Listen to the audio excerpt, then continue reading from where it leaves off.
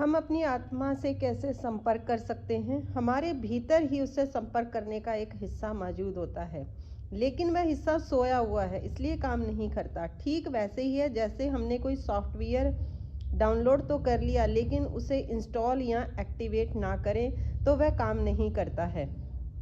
Hello beautiful souls, मैं हूँ देवेंद्र और आप लोगों के लिए एक बहुत ही अच्छी नॉलेज वाली वीडियो लेकर आ गई हूँ, ताकि आप लोगों को अच्छे तरीके से समझ में आए कि लॉ ऑफ अट्रैक्शन कैसे काम करता है, कैसे चीज़ें हम मैनिफेस्ट कर सकते हैं।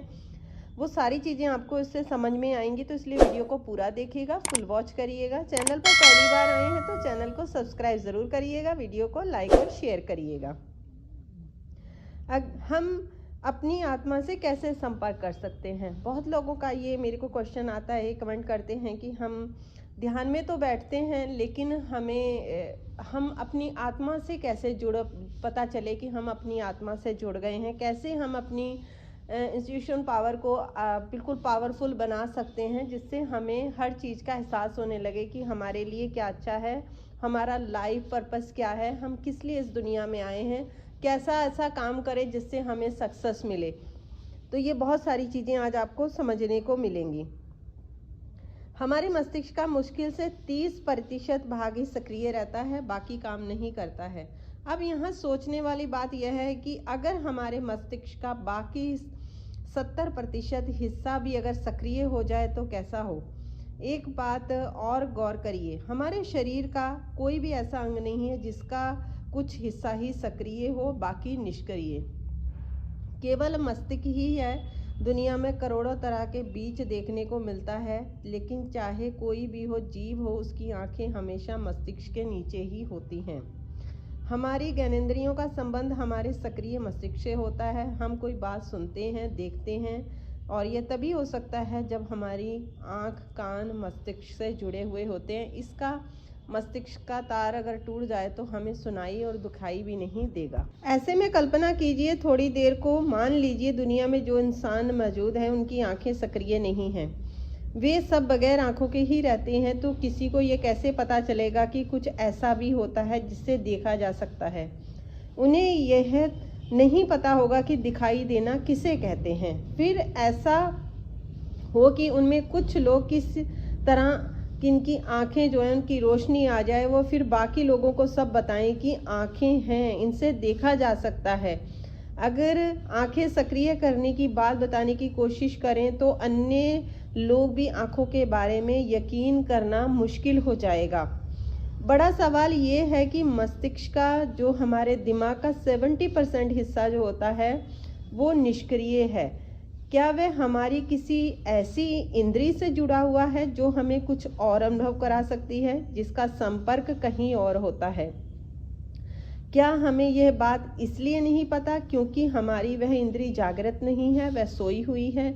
इसीलिए ज़्यादातर लोग सब लोग बोलते हैं कि आप मेडिटेशन करिए। जब भी मैं लॉ ऑफ अट्रैक्शन की ऑनलाइन क्लास रन कराती हूँ या पर्सनल सेशन देती हूँ तो कहती हूँ अपने साथ थोड़ा टाइम बैठिए, अपने साथ थोड़ा टाइम स्पेंड करिए। आपका जो माइंड जब शांत होगा तो उसके बाकी के हिस्से भी जागृत होंगे, जिससे आपको पता चल सकेगा कि हम लोग अपनी लाइफ में आगे क्या कर सकते हैं।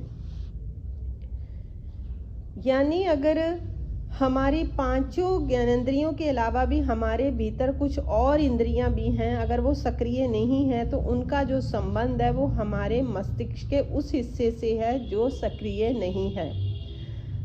इन इंद्रियों के उपयोग या उनसे हो सकने वाली अनुभूतियों के बारे में पता तो होगा दूर, हमें इस बात का ख्याल भी कैसे आ सकता है? लोग इसके बारे में जान भी नहीं पाते हैं। ऐसे में किसी व्यक्ति का मस्तिष्क जो होता है उसका अगर हिस्सा जागृत हो जाए, उससे भीतर ऐसी कोई नई इंद्री काम करने लगे, तो फिर उस नई इंद्री के उपयोग से उसे जो अनुभव होगा वो अपने आप बता सकता है। आपने तीसरी आंख के बारे में ज़रूर सुना होगा।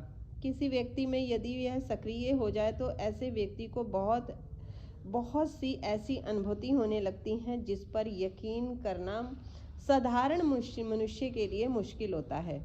मस्तिष्क का निष्क्रिय हिस्सा सक्रिय होने पर हम बहुत सी उन चीज़ों को भी देख, सुन और समझ सकते हैं जो सामान्यतः हमें अनुभव नहीं होती हैं। जैसे बहुत दूर की चीज़ें देखी जा सकती हैं। तीसरी आंख वो चीज़ है जिसमें हम आने वाले समय का जो हमारा समय होता है उसको हम महसूस करना शुरू कर देते हैं, हमें महसूस होने लग जाता है।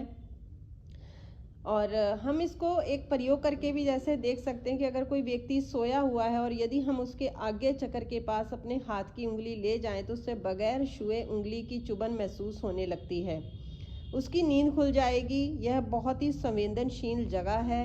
इससे अंदाज़ा लगाया जा सकता है कि माथे पर उस जगह कुछ है।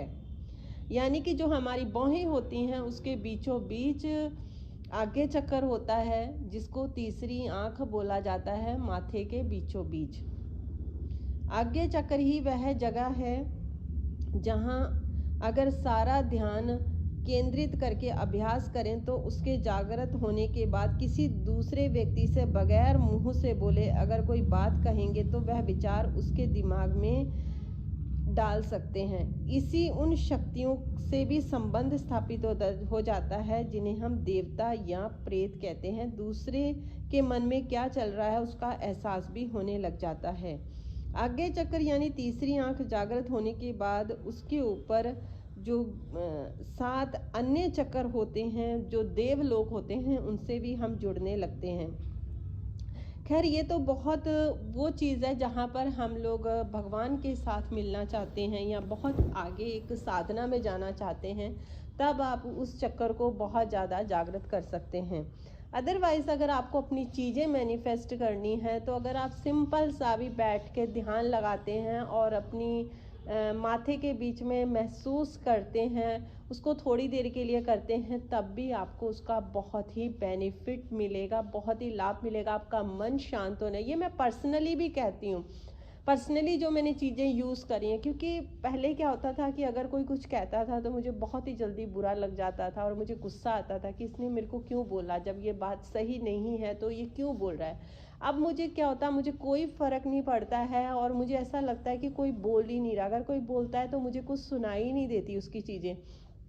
ऐसा माइंड हो गया है, ऐसी अंदर पावर आ गई है कि मुझे सिर्फ महसूस होती हैं तो सिर्फ अच्छी चीज़ें महसूस होती हैं।